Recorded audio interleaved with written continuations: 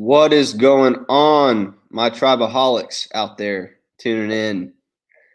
Welcome to the new episode of Tribeoholics with my friend and co-host Caleb Skinner.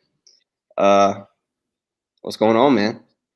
Man, that was not your usual lively self in the intro, but I'll take it. I'm doing good, man. You were in town a week ago, I guess. Time flies by, but I don't even remember when you were here. But it was great to see you, man. You came coming into Tallahassee. It was great. We had a great time. Threw back a couple beers, had a couple drinks. So it was nice seeing you. And other than that, there's just a bunch going on, man. Constantly working, figuring things out for the podcast, which we're going to tell you guys about.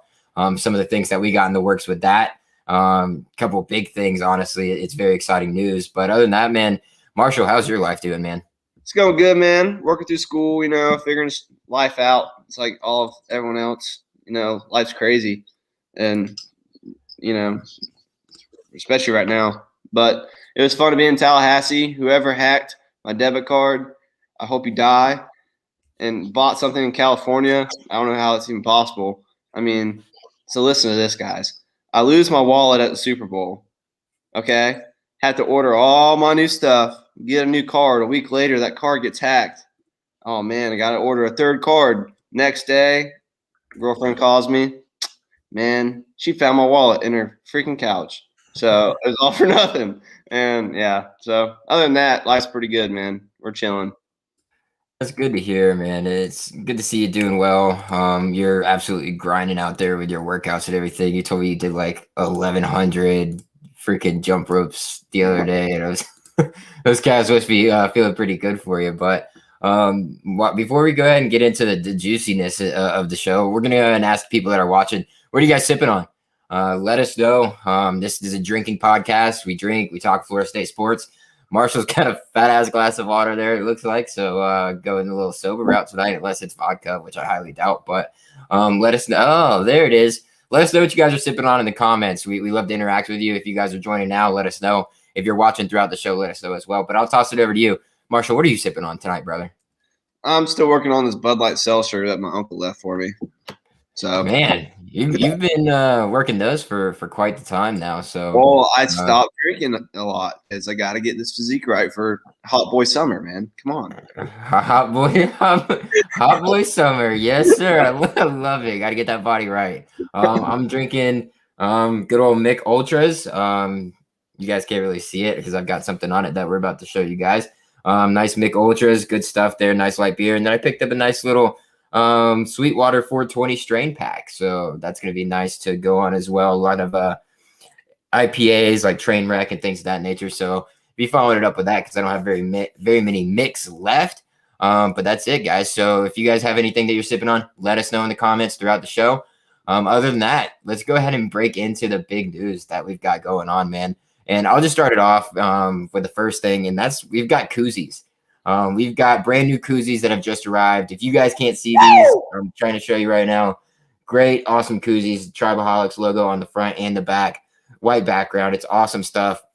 We're going to be giving these away in all sorts of different directions. And then after we get to a certain limit, we're going to start selling them as well. Very, very cheap. Maybe for like $3.99, you can get yourself a koozie and we'll ship it out to you guys wherever you're at. So whether that is, we setting up a website for us to put them on there for you guys to do and just comes to us, or just Venmo, something simple like that. We'll figure it out. But I'm super stoked about these koozies, man. I've got one on my Mick Ultra right now. They fit very comfortably on your beer. Keep your hand nice and warm and your beer nice and cold. So you can't complain there. But I wish they would have got here a week earlier so you were able to grab them when you were in town, but they didn't quite come in on time. Yeah, right. Those things look crispy, dude. They're nice. They're real nice. They are nice. Caleb was being nice, man. I want to charge like $42 for them, but you can't do that. Then nobody's gonna buy them, man. You can't raise the price like that immediately.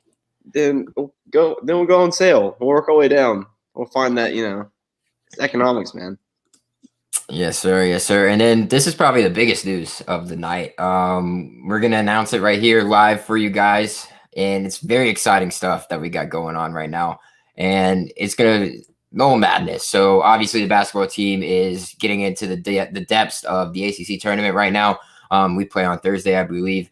But after that, we have the NCAA tournament, guys, and that's what everybody's looking forward to. Where we're going to end up, what region we're going to end up in, what type of seed are we going to be looking as well. And for that, guys, we are going to be having an exclusive stream on Monday night of next week. So Monday the 15th at 8 p.m. Eastern time, we are going to have a massive panel of people on the Tribeoholics live show.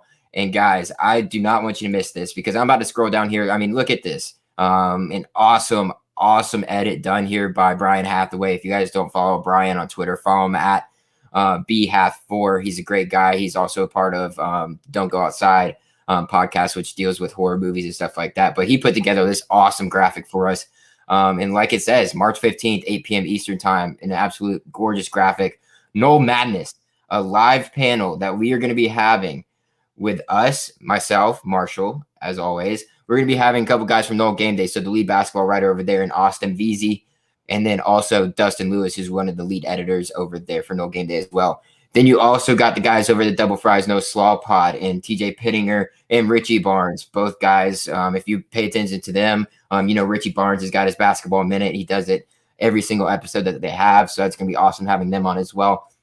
We're also bringing in some newer people that you might not be as familiar with, but you might be familiar with them on social media. And that's the Null Zone, which is the student section of, the Tucker Center and the basketball team of that nature. And we're bringing on Justin Cosiero and Jake Mossing from them as well. They just started a new podcast, so go check them out. They're going to be joining us. And then, of course, you can't have a basketball roundtable or podcast without Arya Masaudi, one of the all-time greats when it comes to covering Florida State sports and play-by-play as a whole, whether that's women's basketball, men's basketball, or football altogether either, man. So I'm looking forward to this, man. What are your thoughts on being able to get all these huge names and, great people together? I'm freaking pumped, man. I mean, it's like freaking it's gonna be awesome. It's gonna be so much fun. Just when we have like one guy at a time on those shows, it's so much fun to talk to them, and just a bunch of guys I respect a lot, and just really fun to talk to, and I learn a lot every time I talk to every single one of them. So I'm super excited. It's gonna be awesome. Yeah, it's gonna be awesome stuff, guys. So like we said before, this upcoming Monday the 15th at 8 p.m. Make sure you guys are tuning in for that. It's gonna be an awesome show that we got going on. But with that being said, we're going to go ahead and jump into some things about Florida State sports. And I'll let you take this one, Marshall, because we're going to ride into a little bit of updates when it comes to baseball and the 2021 ACC Baseball Championship. So if you want to start off with the updates on, where we're at, how our past series went, and what we're looking forward to, after you do that, I'll go ahead and jump in and give you a little bit of information on the ACC Baseball Championship that's occurring this year. Okay. Baseball. Shaky start, a little bit of a shaky start. My boy Bryce Hewlett, first baseman for Pitt, he had a good weekend. That was fun, but they swept us, and that was not fun.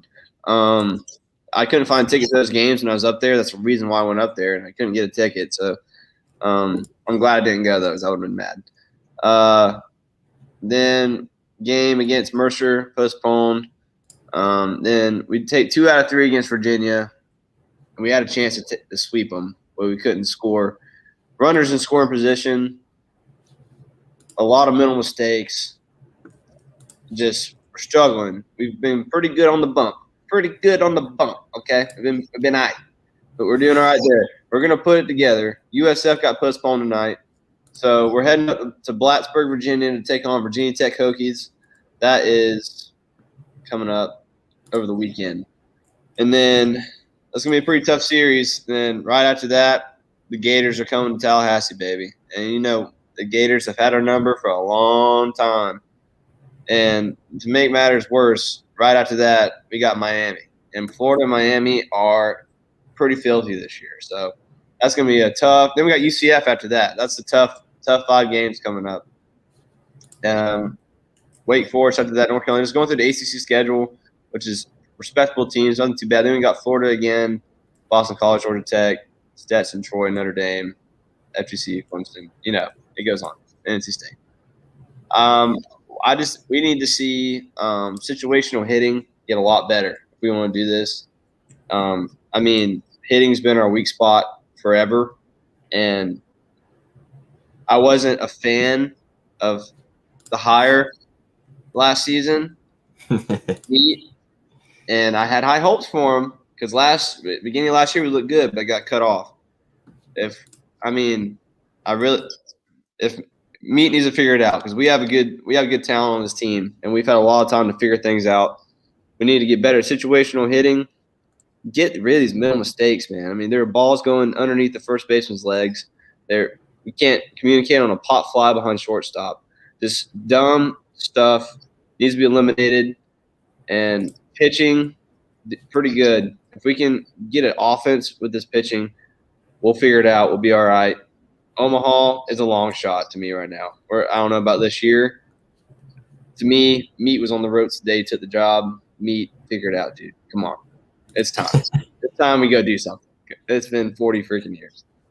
Yeah. I mean, there is a lot of talk amongst our friends, and I'm sure it happened amongst a lot of other friend groups as well, about the hire with Meat and the Jim Johnson guy over there from Chippewa.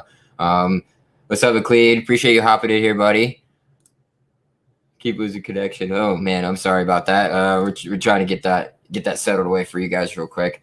But yeah, I think there was a lot going on with that hire, and obviously Meat was the end result from that hire. I thought it would probably propel our team forward a little bit, get away from the old school ball that, Mike Martin used to originally run, his father, obviously. But to me, it just seems like the same issues. And it's hitting. And isn't that what position or that Meat, focuses on? He's like the hitting guy, right? Like that's what he's supposed to be good at. And it's just not, showing up right now. So that's a concern to me. Seeing all these guys leave.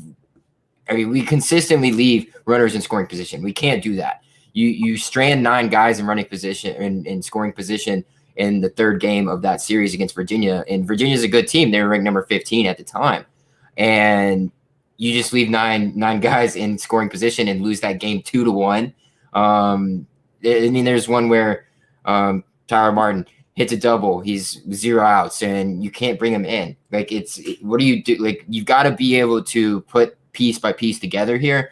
Not saying it was a bad series, because it obviously coming off of the Pitt series and then having, to play a better team than Pitt, most likely right now in this stage of the season, you would expect us to not be ready for that and maybe even swept in that series, but it doesn't happen. We start the series 2-0. We go into that third game and then we lose 2-1. Like you said, pitching has been good. Carson Montgomery didn't get the starters, balls this time around, but we'll see if he can improve the way he started the season, because the way he started the season wasn't the way that I was expecting him to start the season. It was very not good, just to put it lightly. It was not good. It was actually pretty ass, in my opinion, the way he started the season. Everybody was getting hits off of him.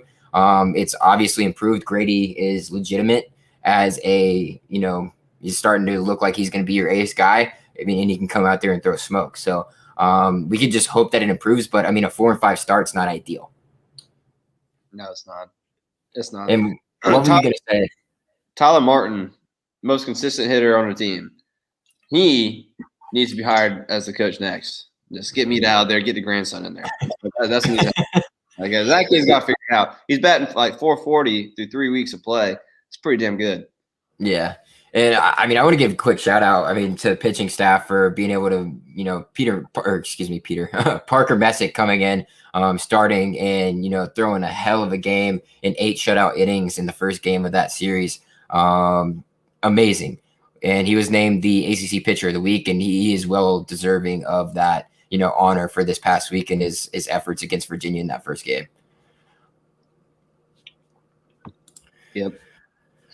All right, cool.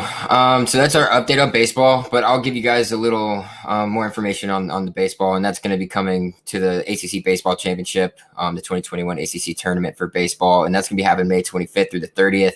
It was announced that it's going to be held in Charlotte, which is where it was supposed to be held the past season as well, at Truist Field in Charlotte, North Carolina. So if you guys are looking ahead to, maybe attending those games, be sure to check that out and everything of that nature. But we're going to keep things rolling here. and we'll get into softball, a little bit of softball update for you guys. And I think the team is ranked number 16 or number 15 in the nation, which is pretty good. They just had a home and away against the number 5 team in the nation in Florida.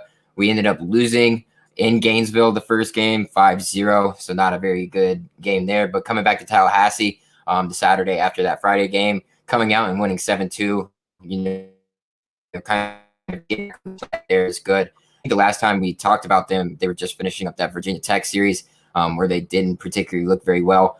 And so after that, they played 2 games versus Florida Gulf Coast. They won both those games respectively 7-0 and 4-1. And then they also played a game here in Tallahassee against Southeastern Louisiana, winning 3-0. So the ladies are doing all right. They're 11-4, nothing to, kind of be blown away by, but they're looking up, and they've got an extremely difficult series coming up this weekend, actually, versus the number 2 team in the nation in Arizona. So this Thursday, Friday, and Saturday, they played them in 3 games in a row. Luckily, they're all home at Joanne Graff Field, so that's going to be good to see.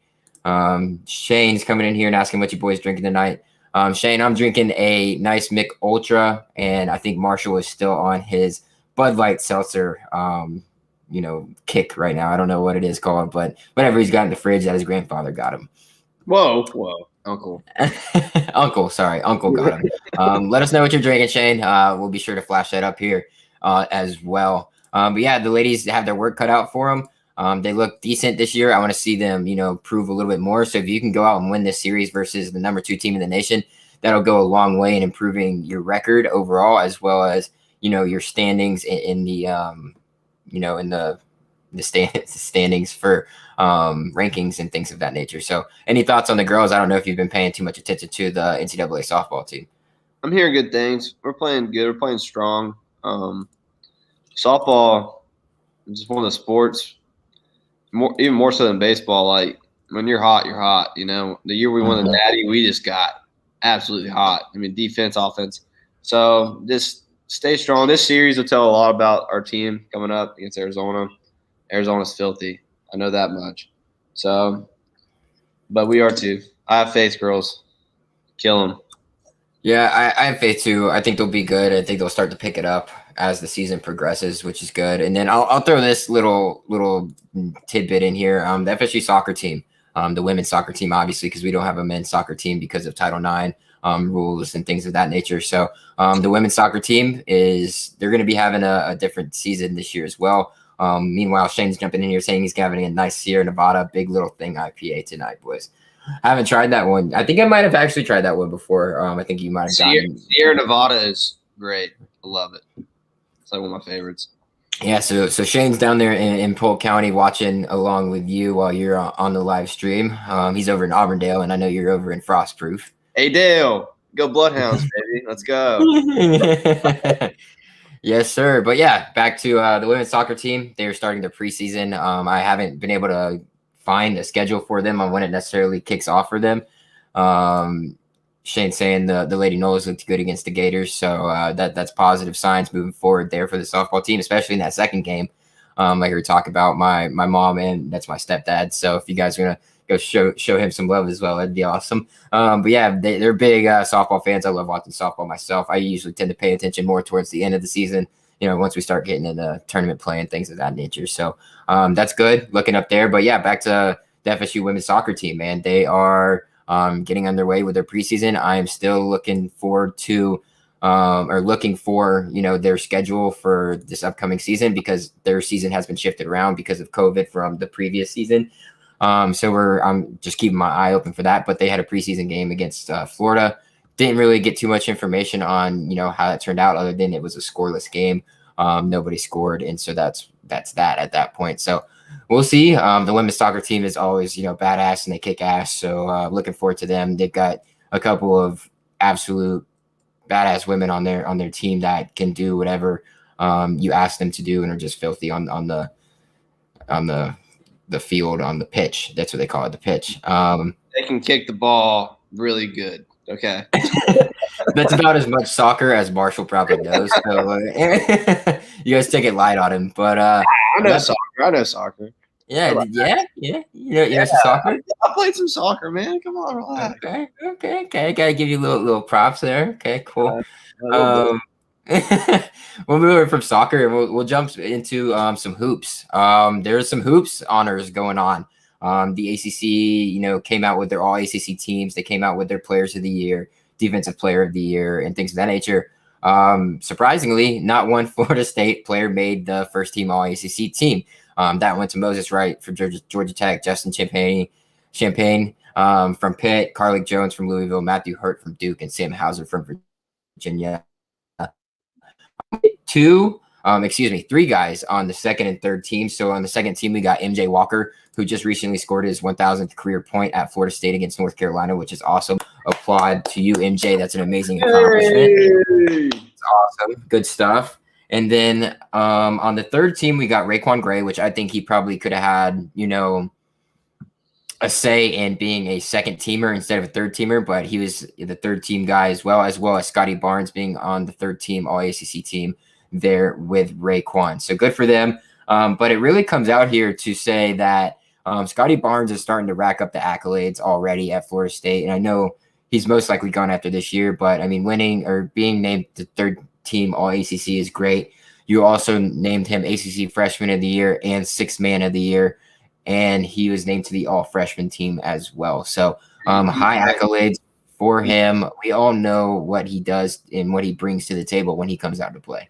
You really think he's leaving? I think so. I think it's kind of in the mold now that, he is this special talent of player. He provides the length. He provides the athleticism. He knows how to handle the ball. He's got to work on his shooting, obviously, but everything that was said of him coming out of high school, he has just translated over into the college game, which is huge for him, especially when it goes to getting into the NBA.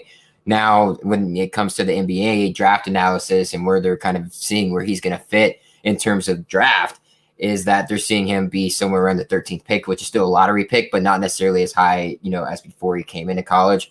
But at the end of the day, we saw the same thing with, our past players, Patrick Williams, Mfiondu Kabengele. You see these guys who are sixth men of the year coming off the bench or, are supposed to be, like top-notch guys, and they still get drafted high in the first round. Not necessarily He got drafted a little later in the first round, but, Patrick Williams didn't necessarily start. He didn't start at all when he was at Florida State, and he ended up being the number 5 overall pick in the draft this past year to the Bulls. So, I mean, honestly, you could see him in a range when it comes to Scotty Barnes, anywhere probably from about that 5 to 13 range is what a lot of people are saying. Yeah. But, you think he'll come back? Yeah. Not starting at Florida State is not a bad thing. It's like we play basketball like we play hockey. We just have lines, just right. Keep it going, Yeah. I hope he stays for another year and holds his skills, but also if he has a chance, I hope he goes and takes it, So yeah.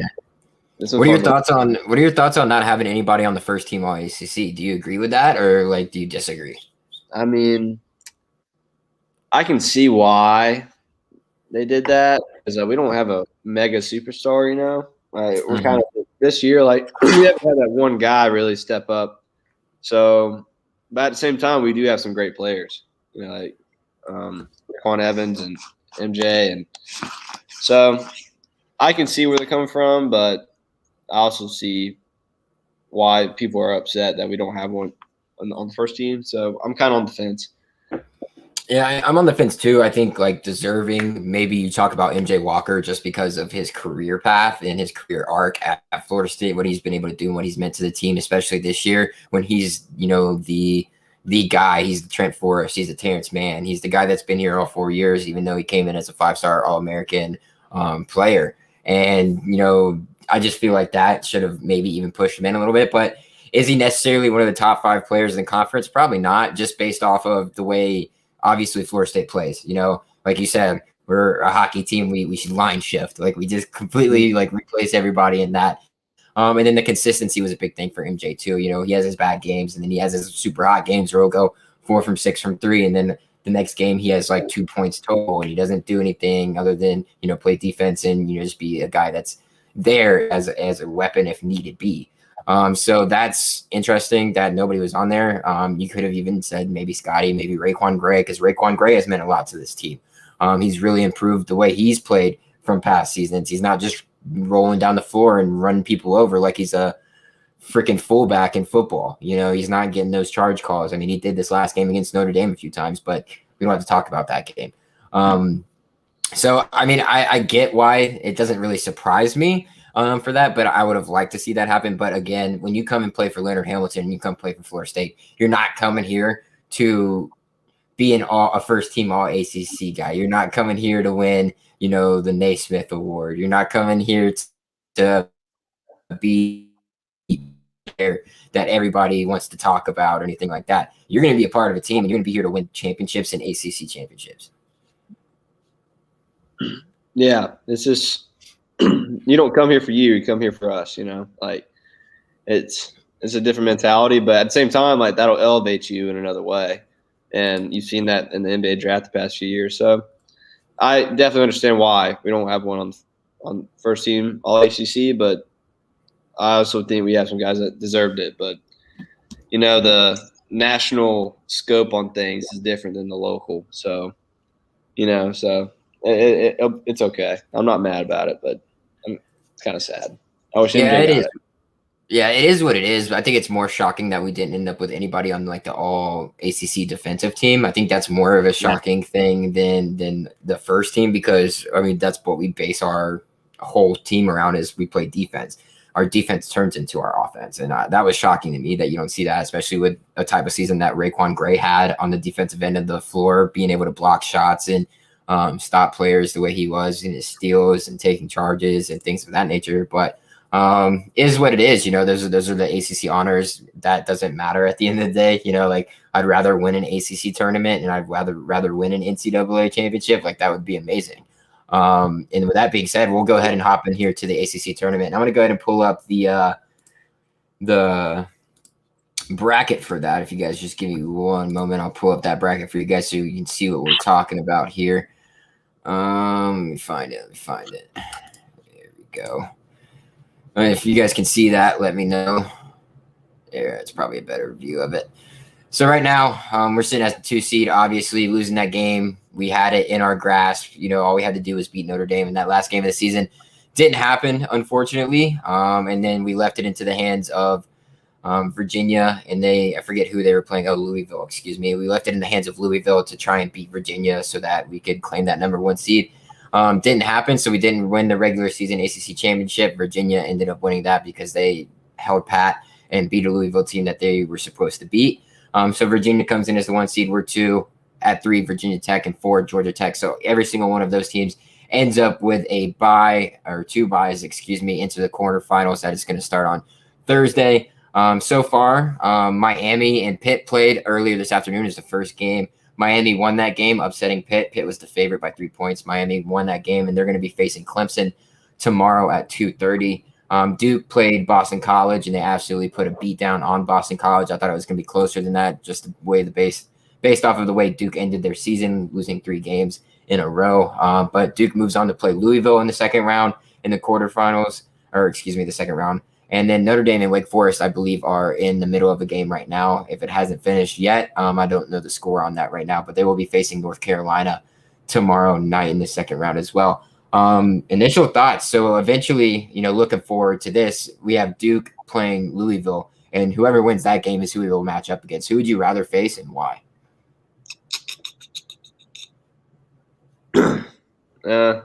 Even though Duke's had a down year, Coach K is very scary on the other bench. Louisville is too, but I don't know. That's a tough little shakeup. What I'm most scared about is North Carolina making it through, and we win that game and have to play North Carolina again. North Carolina's hot, so we definitely got a pretty tough side of the tournament here. Just because a bunch of teams that can pull something out of their hat, I think I'd rather play Louisville, but I know it's probably I don't know, but we'll see. I mean, that's pretty even. I think Duke and Louisville is going to be a good game. So, yeah, so I see that Duke Louisville will be a good game. Duke, they looked good today against BC, but that is Boston College team that has gone through a whole lot. They fired their coach midseason, lost their number 1 overall player midseason as well. So Duke Louisville should be a good game. I think maybe Louisville might come on top of that. I'm hoping it's Duke. Personally, just because I would want to play Duke on the way to an ACC championship.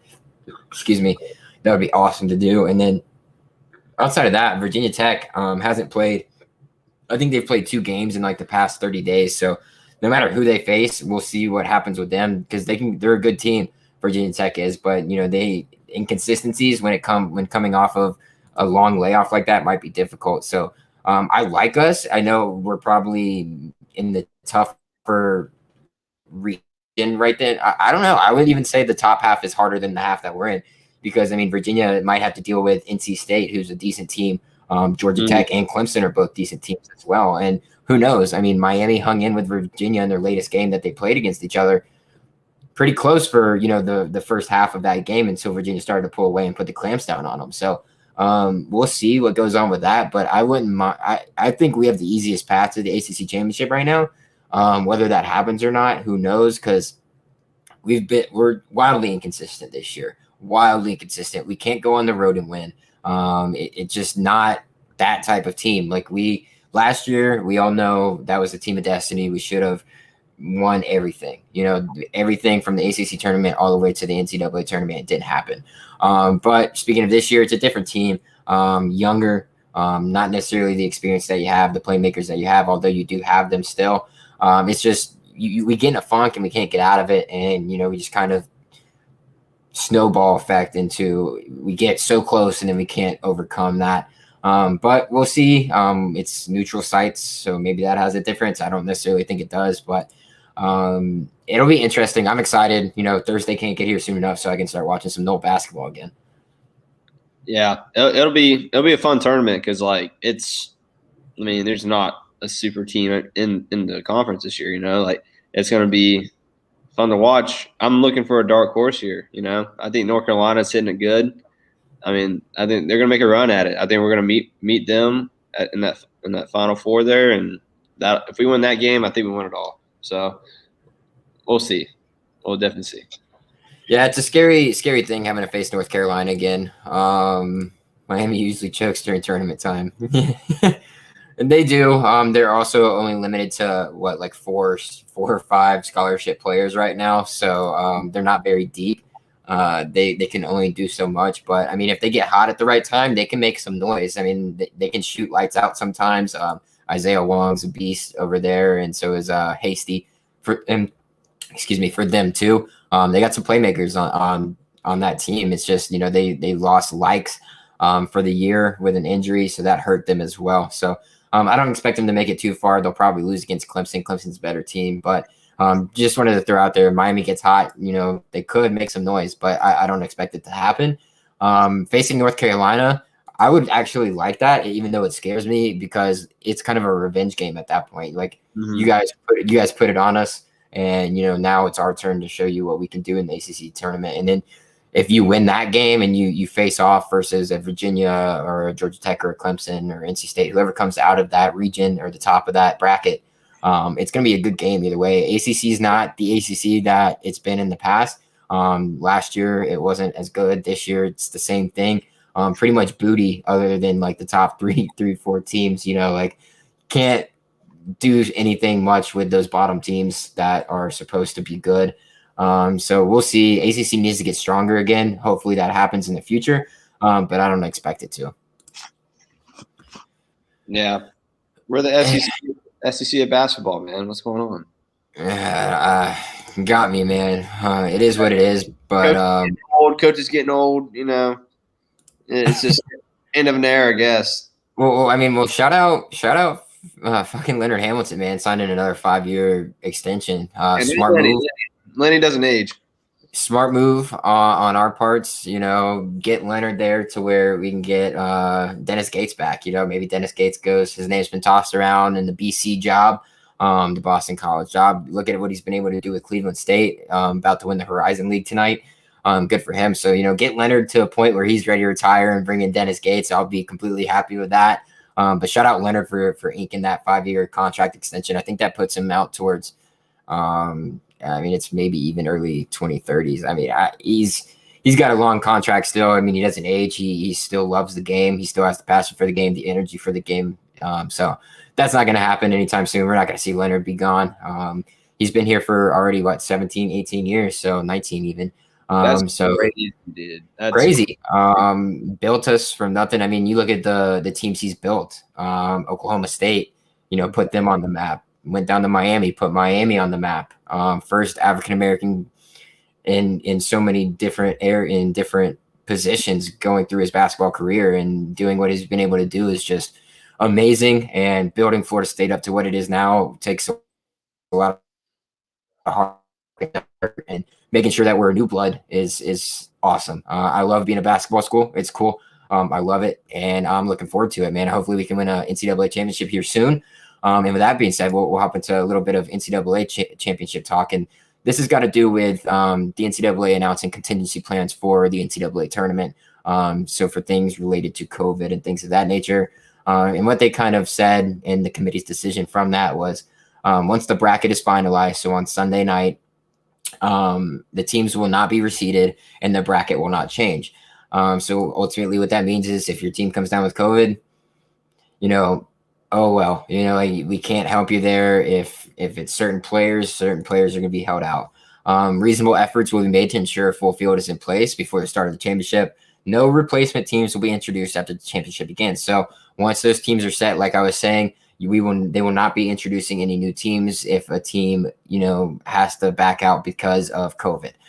That's just something that's going to have to happen. And I think if you start introducing new teams into that field because of that reason, you're creating a whole nother problem when it comes to why did this team get in and my team didn't, just based off of COVID reasons. So I think that's good. Every participating conference should have the opportunity for a minimum of one team in the championship field. Obviously, those are your automatic bids from the conference championships. The whoever rightfully wins those. And then beyond the goal of having at least one team from every conference, replacement teams must be among the best teams being considered for an at-large bid.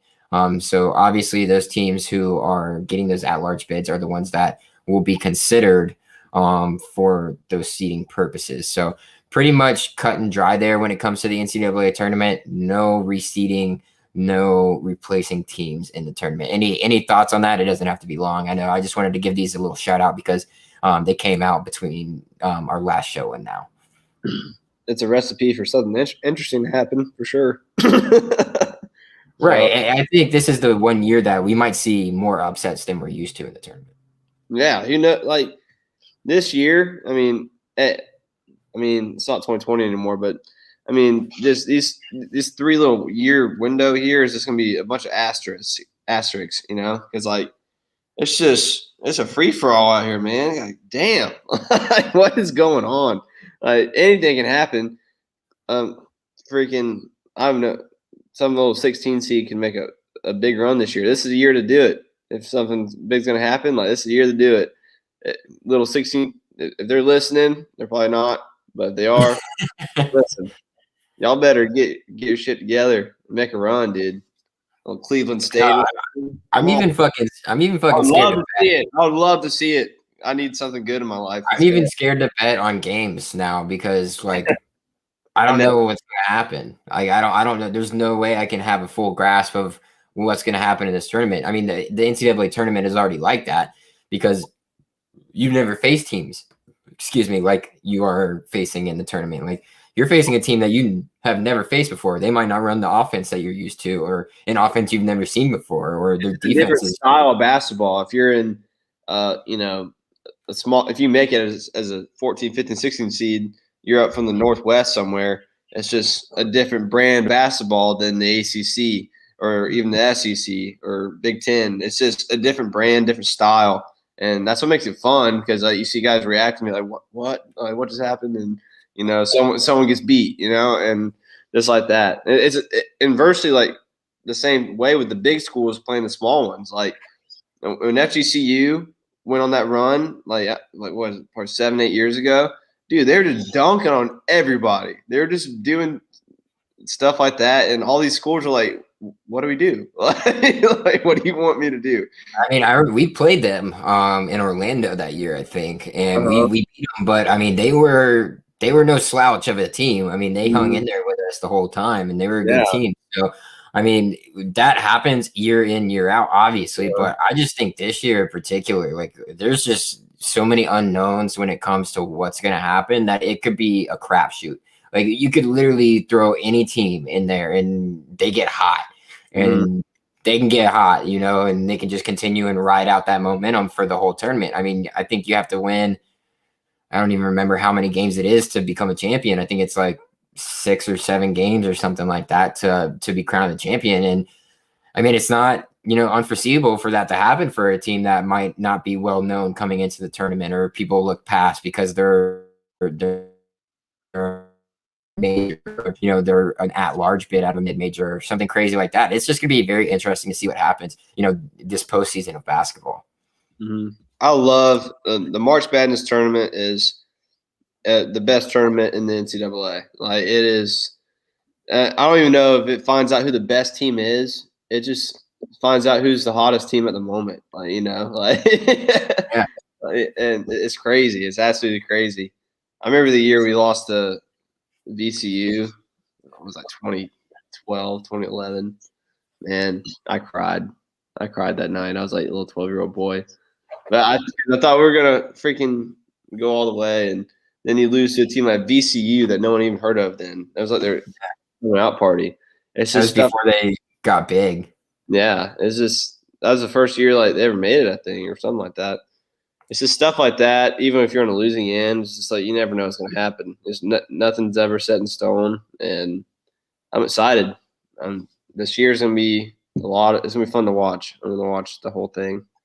Try Yeah, to. it's gonna be interesting. There's gonna be a lot. I mean, I kind of wish I was still in like high school or some shit, and like they put that shit on the TV in class, and I'm just sitting there like, like try to pay attention to what's I'm going on ready in to. class. I'm ready to pick a bracket again, man. It's been 2 damn years. Let's go. I was in the Yeah, that's gonna 99. be exciting. I was in the 99.5th percentile last time they did it. I was pretty close. It's pretty Yeah, man, close. that's awesome. Yeah. Yeah, I can't wait to fill out a bracket, but honestly, I don't even know how I'm gonna attack it because like usually I have like a method that I go about, and you just can't Screw right it. now. Like you just I'm just gonna go blindly and pick eeny meeny miny mo, all of that shit and do some of Crazy that. that no one has ever filled out a perfect bracket before. Because Never. I mean, it's impossible. how many combinations of it? It's like infinitely big. Like watch this year be the year someone gets it right. Right. Of course, it's gonna happen this year. Somebody's gonna pick like all upsets or something, and it's just gonna be like, Yeah. oh, of course, like duh, that's what's supposed to happen. Like, Loyola Chicago wins the national championship. they're actually a good team, so I wouldn't put it past them, dude. The Loyola Yeah. Chicago, pretty good team. So, ever since what's her name, Sister Mary, made her appearance, and being the 16th seed, and then they beat. Forget who they beat, maybe Virginia or somebody like that. And ever They since beat then, Miami. They made a run. They beat yeah, Miami. Miami was good. I mean, that was fun to watch. I was pulling for them hard. yeah, it was cool. They went on a nice little run. But enough about basketball. We'll get into basketball this upcoming Monday, like we were talking about. We'll show you guys that graphic again here at the end of the show. But I'll let you take it away with this, Marshall. I don't know where you want to start, but we got football back today. Spring football is here, baby. Hey, baby, we're back. We're back. We're gonna be better. We're gonna be better. Um, where to start? You gonna start with your boy Storms and what they got going on over there? Storms. I was listening to them earlier, saying just the chemistry's there now. Everyone knows what to expect. No one's scared coming to workouts anymore because last year when Norvell came in, everyone's like, "This guy's gonna kill us in here," and now they're like, "No, let's go." And he said there's a pep in everyone's step that wasn't there last year. There's chemistry that wasn't there last year because everyone's saying, "All right." Last spring got cut short, and after 3 practices, right? I think they made like two. We we Even we couldn't even implement our system last year, so I'm pretty sure we can get a whole spring done. That's going to be huge, huge for this upcoming season for this team. Recruiting is on fire right now. We're landing 5 stars. I didn't think we'd be landing 5 stars this soon. We got a good old Polk County boy this week, old Sam McCall, Lake Gibson High School. Go Braves, baby. Dude, kid is a stud, absolute stud. I love him. I'm comparing him to Derwin James already. Just the way he's built. He's long, freakishly athletic. He's a good kid. It's solid.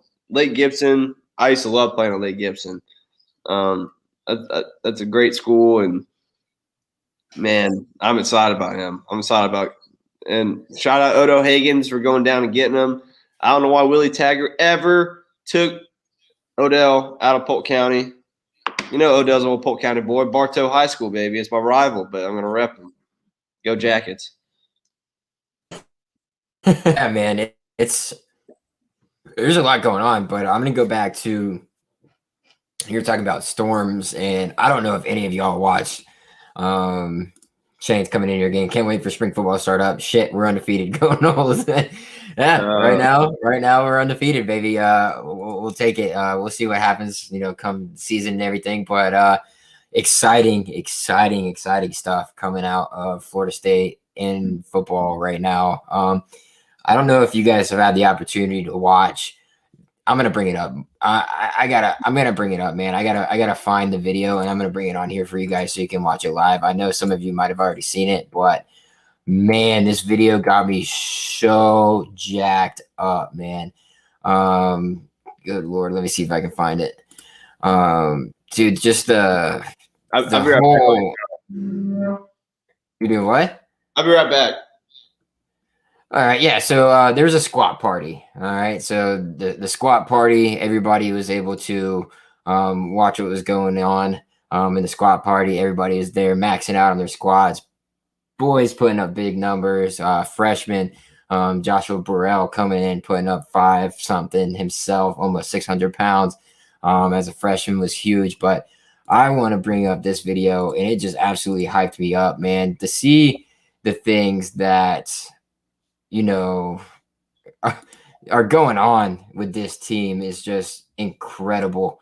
To see the way they are reacting to each other, the way they are taking shit so seriously, is amazing. So I'm bringing that up right now for you guys. Let's see if we can get this clip rolling.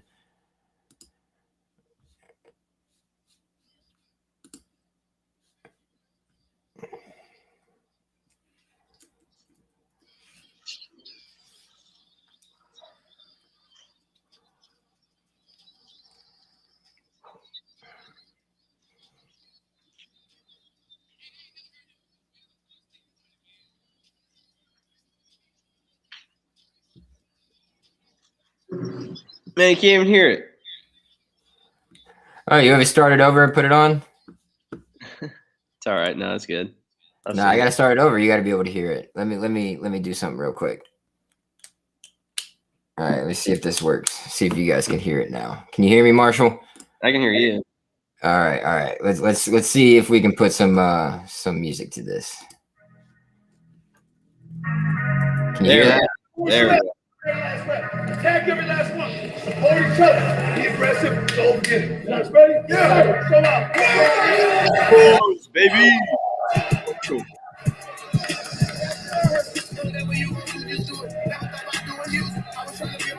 Hey, they ain't never heard that before, man. It was Florida State party, man.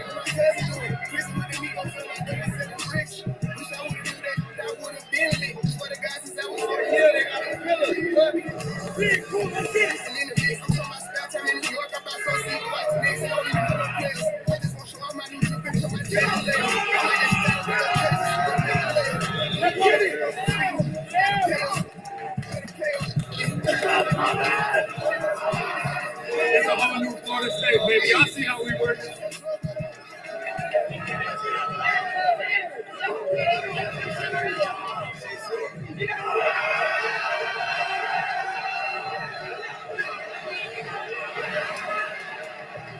Press the 110 right there. I'm going all in.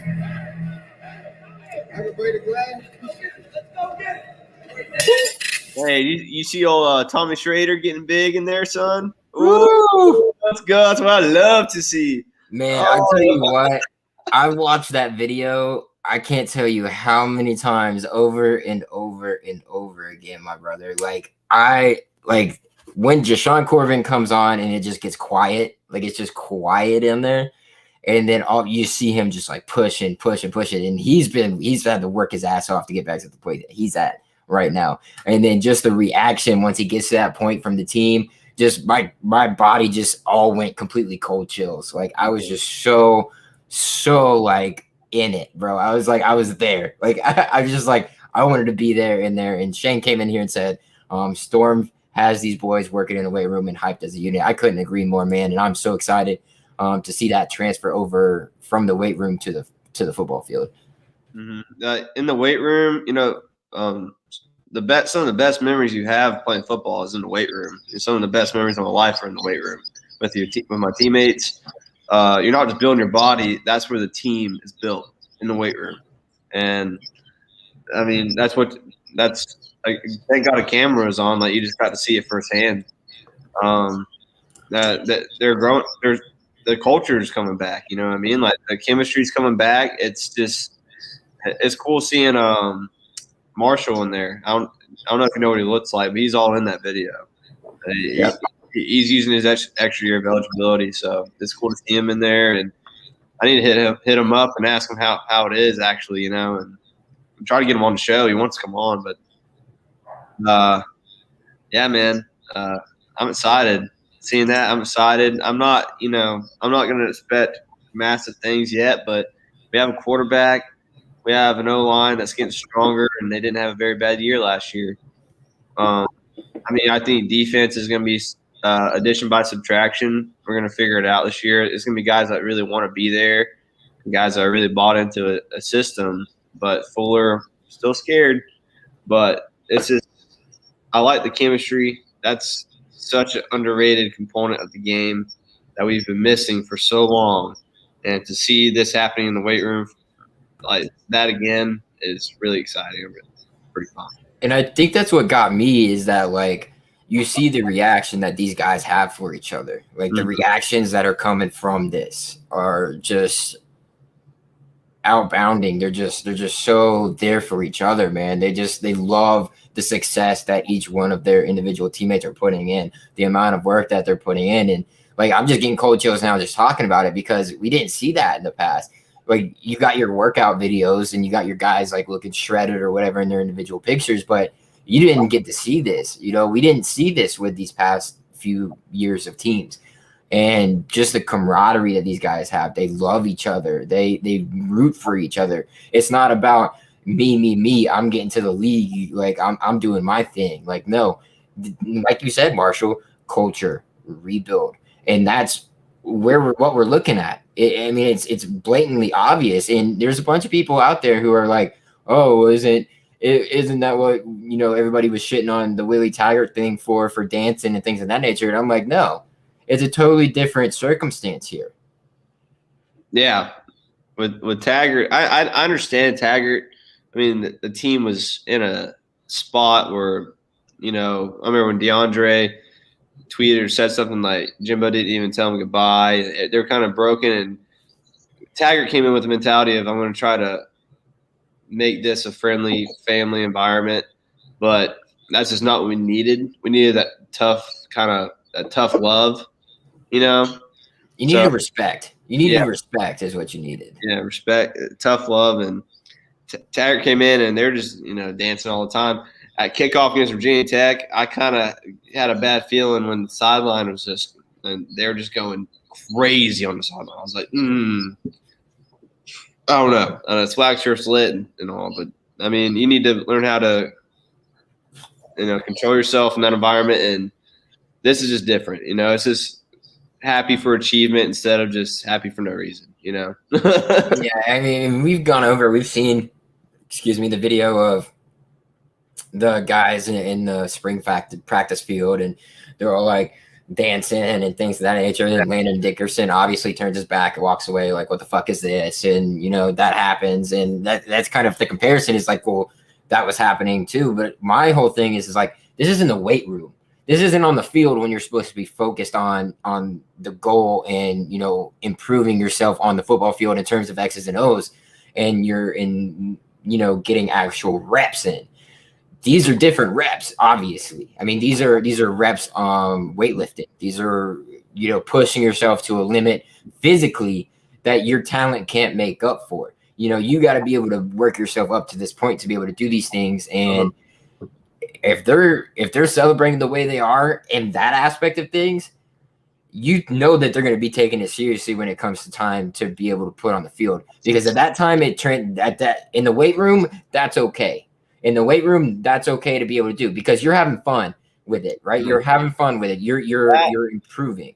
In the weight room, you don't want to be like serious and like you need to get amped up in the weight room. Like the speakers are blaring.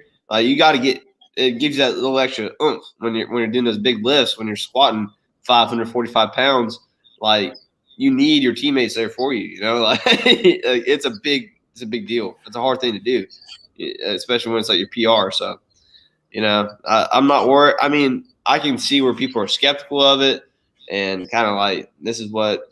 I mean, when those videos first came out with Taggart, we were like, oh yeah, we weren't mad at it. We were kind of like, what the heck's going on? But we were like, yeah, well, we're good. And then we saw what it turned into. I just think it's a different circumstance. But we'll see. We haven't seen. Let's see the products on the field. Then I'll have my final judgment on it. You know, and then right. You know, so we'll see. Yeah, it all ultimately ends up being the translation to the field. And I hope it's going to be different. I expect it to be different. Just, you know, different coach, different mindset, different mentality, different culture, whatever you want to fucking call it. Yeah, I just sense it. I can just feel it. I know you can feel it. I'm drinking Kool-Aid. I'm riding the hype train. Whatever you guys want to call it, I'm doing it. I know a lot of other people are too. And I know there's those Willie Taggart stands or whatever that are like, oh, this, that, and it's the same thing, blah, blah. It just feels different. It looks different. It feels different. And now it's time to put it into action on the football field. And that's where spring practice is starting today. There's rumors out there Mackenzie Milton is no longer working in a brace because he just took notes. He was like, y'all are going to shit on me for a 2-second video from conditioning drills. Cool. I'm going to take receipts and I'm going to put that in my pocket and I'm going to show you that that's a 2-second video clip that doesn't need to be happening. But what season did he get hurt? 2018? Yeah, 2 years ago. 3 years. 3 years ago. 2.5 years ago. It's going to be 3 years ago. So he's had a lot of time to heal. I'm sure I mean, he got a gray shirt. So a gray shirt, if you don't know, is a red shirt, but it's for medical use, like only. And it's like a 2-year red shirt. So he sat out for 2 seasons, and this is season number 3 coming up since he's played. You know he's chomping at the bit. You know he's healed up. That was a gruesome injury, but he has gone through like a lot of rehab. I'm sure it still hurts him at night, but when it comes game time, man, McKenzie can sling it, dude. He can run, and I mean, he's had plenty of time to recover. I mean, yes, not only that, like the intangibles obviously are there. Yeah, like he's got the. You see the video with him in the locker room with the speaker and everyone's Yeah, like, he's carrying the speaker through and like all of that. Dude. He's won the locker room over. It looks like, you know, he's won the locker room. That's a big deal. So we'll see. And I don't know, Jordan Travis and Mackenzie Milton, I don't know. We might cook something up here. You know, I just don't. When's the last time? Serious question. When's the last time that you've seen a quarterback room for Florida State be even a resemblance of the depth that it has right now? It's been a while, and it happened fast to me. Like I don't know. I mean, Jordan Travis, great athlete, good quarterback. Mackenzie Milton, great quarterback, good athlete.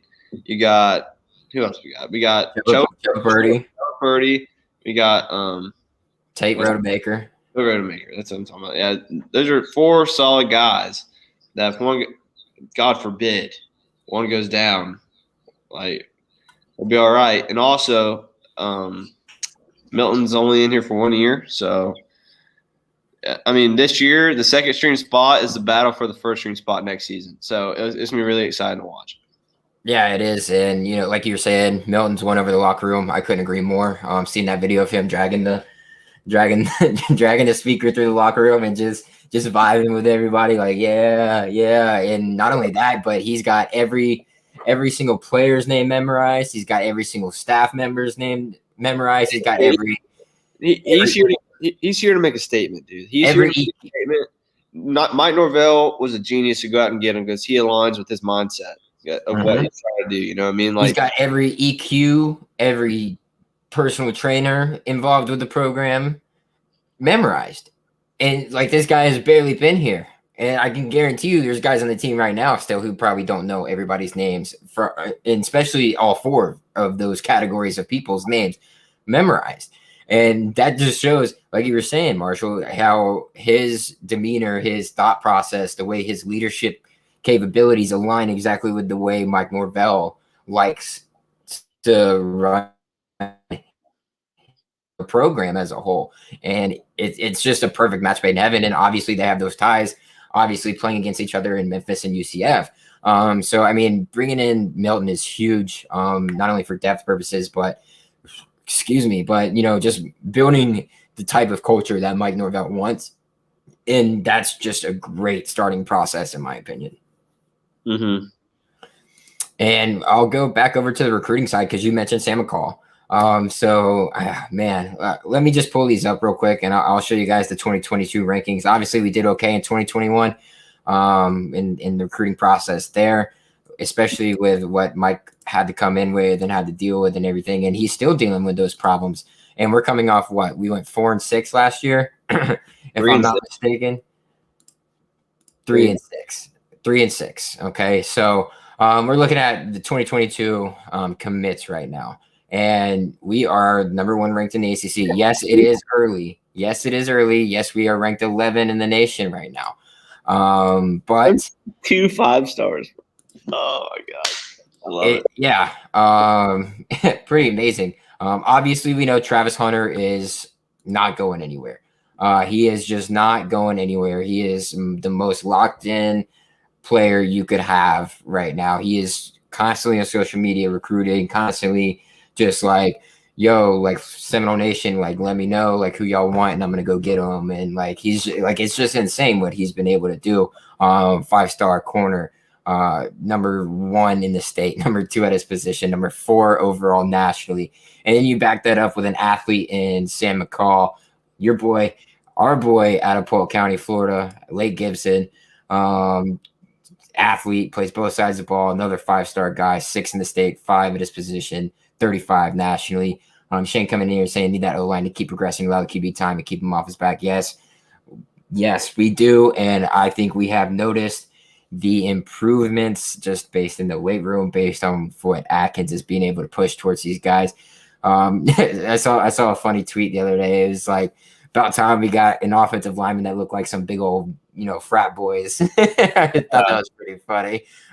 We need some hogs, dude. We need some dudes that can move some objects. Okay. There's hog mollies up front, boy. They mean everything to the success of a football team. So we need some you start off with those 2 5-stars. Hopefully we can hold on to them, which would be amazing. And you back it up with Nico Maricol.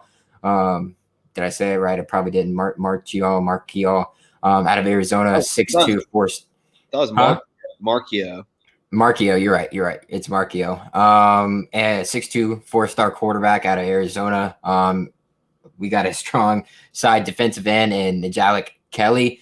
That is going to be an interesting one to watch. There's a lot of people coming after him right now after we got on him early. He moved up from a 3-star to 4-star in the most recent updated ranking system for Stu 47. So it's gonna be hard to hold on to him. Who's after him? Click on him. And then we got Quincy McAdoo and Aaron Hester, another wide side defensive end, and then a wide receiver in Quincy McAdoo. So 2 3-star guys that are pretty solid, but there's a lot of guys that are starting to pay attention to Florida State and guys that aren't committed. So that's the interesting part. And I guess my question that I'm going to pose to you now is there's been a lot of talk recently about a couple of quarterbacks that could be joining Nico in this class for a 2-quarterback class here. And one of those is obviously AJ Duffy, who we've talked about before, who is another West Coaster guy. And then the big one, who it was just announced today by Brendan Sonnone over at 247 and 247 Sports, that MJ Morris, I think he's a Georgia quarterback. I'm not 100% sure where he's from, but he has named Florida, Florida State as his leader. Do you want to shed any light on those two guys and who you would prefer? I watched Duffy's film not so long ago. I like him a lot. I don't know much about the other guy, but the fact that Florida State is his leader shows that this coaching staff is going after him. So they're talking with him a lot. And, I mean, I have faith in the staff for now. So we'll see. I don't know, man. I don't know. Well, because I thought Chubb was going to come in and be a savior last season. So I'm not really big on these young guys coming in and making an immediate impact, but it's just who I want to come in and be able to develop. I mean, 6'1", 175, that's a good frame. He's from Pace, okay.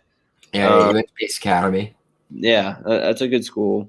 I mean, that's a pretty good set of schools right there. Florida's not going to get them. But yeah, I still like the West Coast kid because I just haven't seen much of this kid. I mean, 4.7 40 for a quarterback's not bad, but we'll see. A 2-quarterback class would be sick, though, just to add more depth. And, yeah, Duffy, I agree, Mr. Shane. Yes, sir.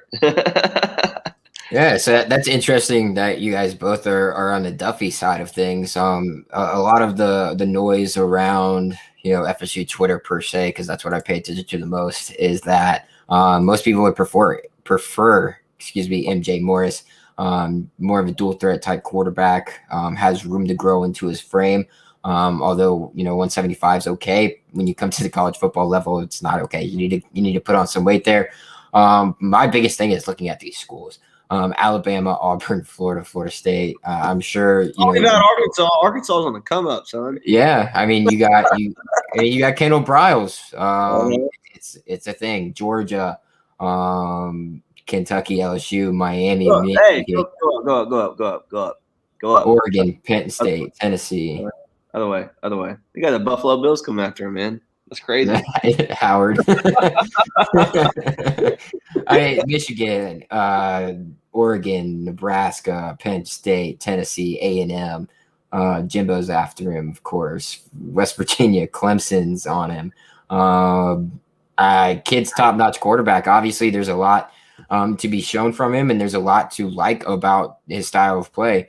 And it's interesting to see which way they decide to go. I'm going to see if I can bring up some highlights if this ad ever ends. But apparently there's a lot of like about this kid. I don't know who Shane's talking about here, but kid has a cannon for an arm and makes great reads and decisions already. I'm assuming he's talking about Duffy, which he does. I mean, you look at Duffy's film, he's a prototypical guy, makes the right reads on every single play call, has an arm. He does have that. I just don't know if we want to continue on this westward expansion per se of just going out and getting quarterbacks out from out west. We'll see if that's the case. I don't have a problem with it if it works out.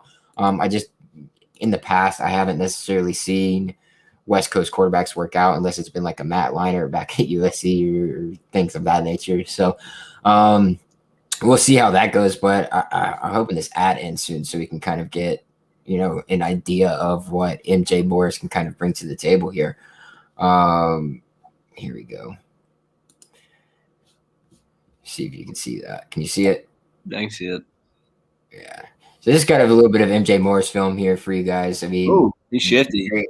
Shifty, threw off of his. That was a great catch. Back foot, 30 yards down the field. I mean, and you're playing in Georgia, in Carrollton too at Pace Academy, so you're going up against elite athletes, and it just shows off a whole lot here. Being able to move in the pocket, can run, He looks a lot faster than his 4.7 time. That's been verified. He has Devin faster than 4.7. It's he squeezed out between those defenders. Nice pocket. Camera angles, dude. What's going on? Yeah, I don't know. Zip on the ball. I'm noticing a lot of zip. He does a catchable ball though. Yeah, very catchable ball. A lot of zip on it. Very good flight. I mean, he looks like a real deal. I mean, these are his freshman highlights. So I mean, he's obviously advanced past this point in his high school career. But I mean, just seeing him as a freshman, he looks good. Looks very composed in the backfield. I mean, throwing on the run like that is a pretty tough thing to do, especially putting it on a dime. Ian Book, touchdown. Bill at Notre Dame. So I said that. Yeah, they do look like Notre Dame. But yeah, kid looks legit. I wouldn't mind having him in the class. The whole question is now that he has come out and said that Florida State is probably, his leading candidate right now. Do we see Duffy commit to try and, persuade that to go elsewhere, MJ Morris to go elsewhere for the sake in the fall of the 2022 recruiting class? That's going to be the interesting, thing that's going to kind of have to work itself out here, because obviously kids will start, getting a little antsy. Oh, so-and-so says he wants to, Florida State's leading his recruitment right now, but they've already got a quarterback and they're only going to take 2. So how are we going to see Mike Norvell handle that situation is going to be interesting to me. Yeah. We'll see. Maybe it's a race to see who commits first. That's gonna be a big thing. But who knows? He might move away from Duffy and move up to Georgia. The kid looks pretty solid. It doesn't really. I mean, if the kid's capable, then you can bring him here and turn him into anything you want him to be. That's the thing. So it's not. It's really going to be up to the kids and who wants to put on the pen on the paper first, I think. And also, because I think we're recruiting both of them pretty hard. So, I bet Norvell's being honest about it too. Hey, you want to do this now or do you want to miss it later? Yeah, I just don't know, because if Mike prefers one over the other, at the end of the day, if you prefer one over the other, do you delay the one and tell them you're just waiting to see how things, work themselves out in terms of not necessarily lie to the kid, but, tell them we're waiting on some roster moves. We're going to see what we're working with. Because at this point, how hot this is right now with us recruiting quarterbacks, Rodemaker is not going to be here much longer. The way that we're recruiting quarterbacks, he's just not. He was good to build, but at the end of the day, that's not going to happen. And then you got to see what you're going to do with Travis. Do you move him to a different position maybe, or do you just keep him as a wildcat? Or because Travis is a serviceable football player. I don't want him to just be on the sidelines, because he creates a whole different set of things when it comes to it. You place him at wide receiver, give him a nice little reverse pitch, and he throws the ball deep, or something crazy like that. That's obviously something you got to keep in mind here too. And then you look at Chuba Purdy, and he was supposed to be our savior, our guy. He's supposed to help bring it back, and then he didn't necessarily show us a whole lot. He was injured a whole lot last year, and we wanted to be safe with him in terms of what he's able to do. He comes from a great lineage of athletes and great lineage mind-wise of sports as a whole. So it's going to be interesting. We're obviously going to be taking 2 quarterbacks. Not saying either of these 2 guys that we're taking in the 2022 recruiting class are going to be immediate starters right off the bat. But at the end of the day, you lose McKenzie, and then you obviously got to take 2 other quarterbacks, whether that's from the transfer portal or not. And I think we'd rather do it through the recruiting process. So I think Chuba is next in line after Milton.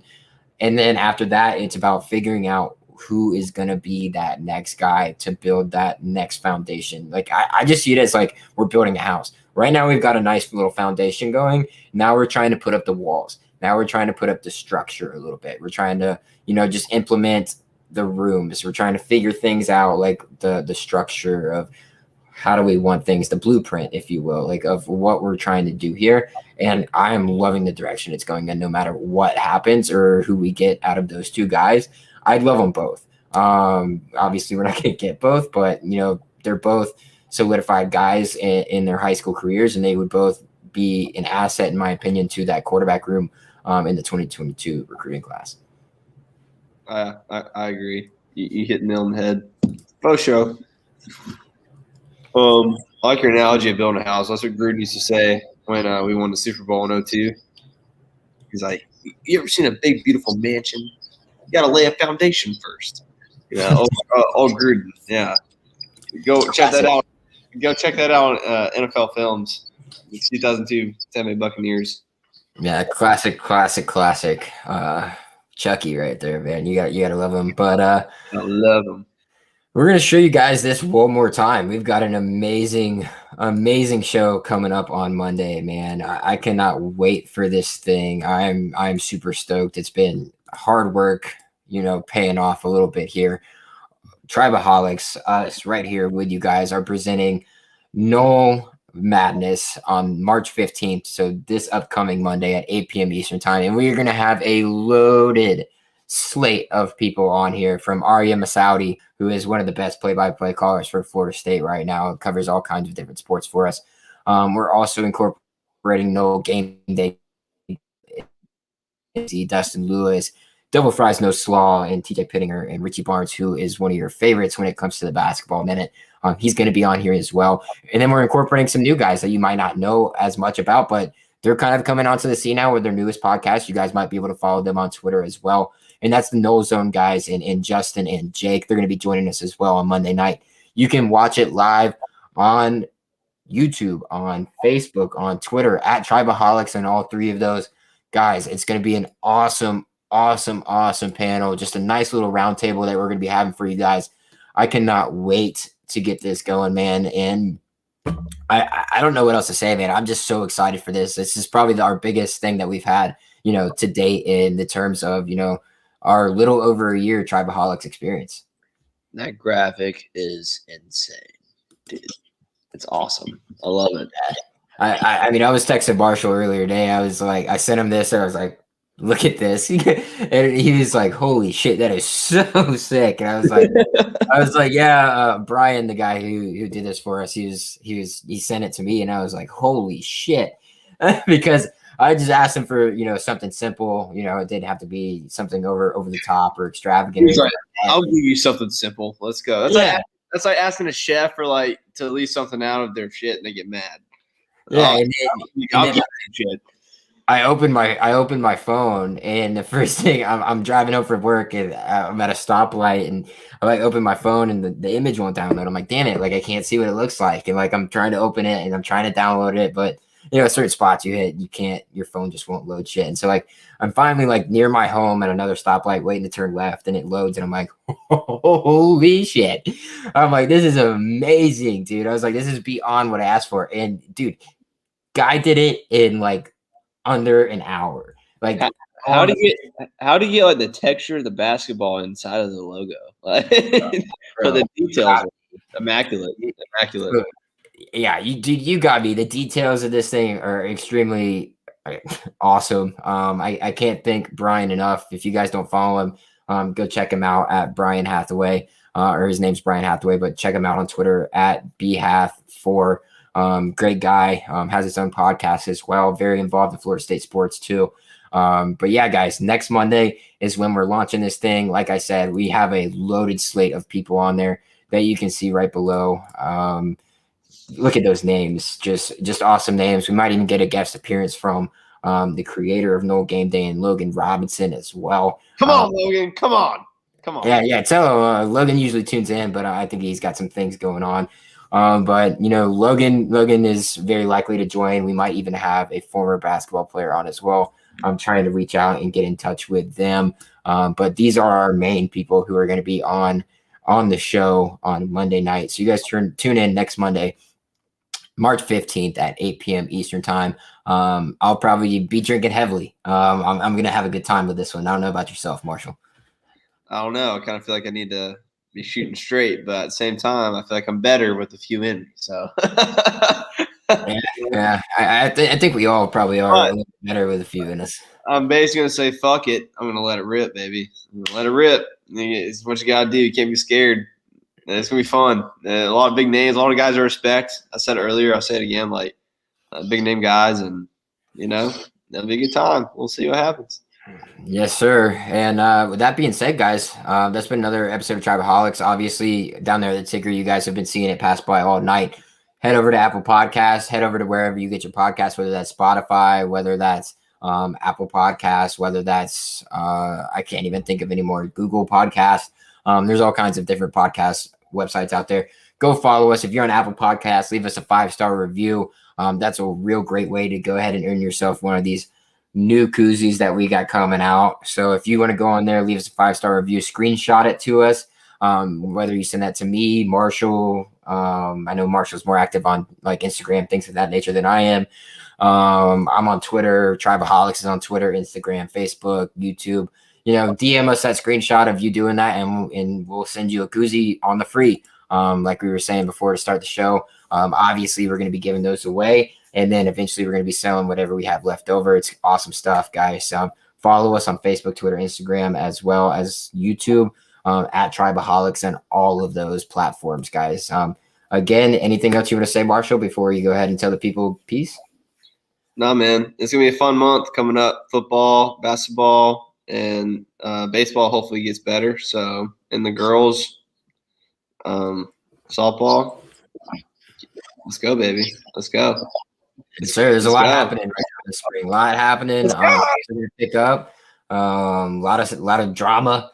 A lot of games going on. I'm excited, man. We got huge things on the horizon that we're working towards and things of that nature, man. I'm just happy to see where we've grown from the point where we started, and I appreciate you for being here.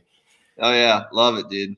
Love every minute of it. Yes, sir. Yes, sir. And guys, cheers to the fans for coming on here and hanging out with us every single week. We appreciate it. And when football season comes back up, we'll be with you twice a week, like we were this past football season with the Shampoo Effect on Saturday mornings. With that being said, thank you guys. Cheers. This is the best.